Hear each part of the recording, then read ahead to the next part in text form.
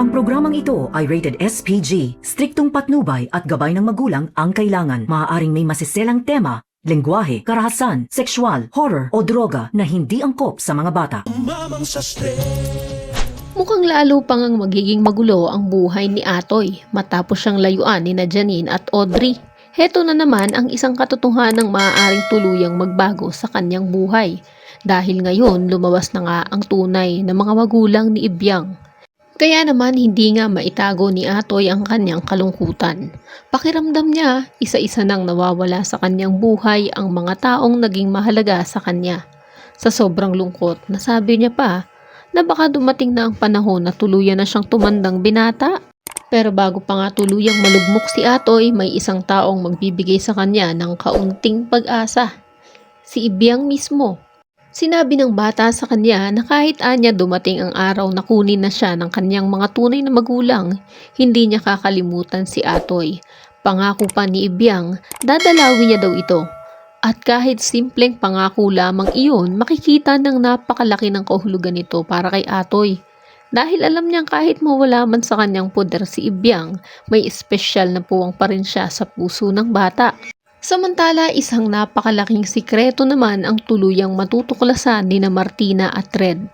Malalaman nilang si Ibyang ang tunay na anak ni Atoy.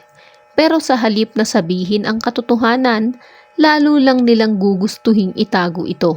Agad ngang magpaplano si Red dahil alam niyang kapag naunahan silang malaman ni Atoy ang katotohanan, ay maaaring tuluyang magbago ang lahat.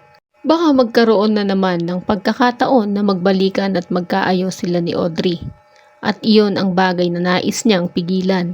Sa kabilang banda naman, hindi pa man alam ni Atoy ang katotohanan pero may isang taong malapit nang magbunyag nito. Habang naglalakad sina Sister Norma, bigla silang haharangin ng mga tauhan ni Red. At laking gulat ni Sister Norma nang makita niya si Martina. Doon nga ay pagbabanta ang kanyang matatanggap. Mahigpit siyang pagsasabihan na huwag niyang sasabihin kay Atoy ang tunay na pagkatao ni Ibyang, kung hindi, may masamang mangyayari sa kanya.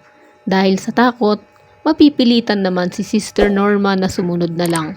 Ngunit ang isang napakalaking katanungan ay hanggang kailan niya kaya kayang dalahin ang bigat ng sikretong ito.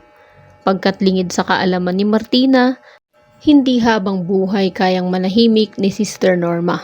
At sa oras na tuluyan na siyang hindi makatiis, siya mismo ang magsasabi kay Atoy ng katotohanan.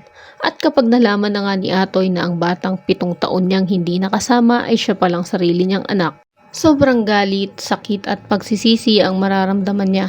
7 taon ang nawala sa kanya. 7 taon na sana ay nakasama niya si Ibyang bilang isang anak, kaya naman kapag nabunyag na ang lahat, hindi na basta-basta makakalusot si Martina sa ginawa niya. Kaya kung isa ka rin sa mga naghihintay na malaman na ni Atoy ang katotohanan tungkol kay Ibyang, ay huwag kalimutang i-click ang like at subscribe button para updated ka sa mga susunod pang mga pangyayari. Maraming salamat sa iyong panonood.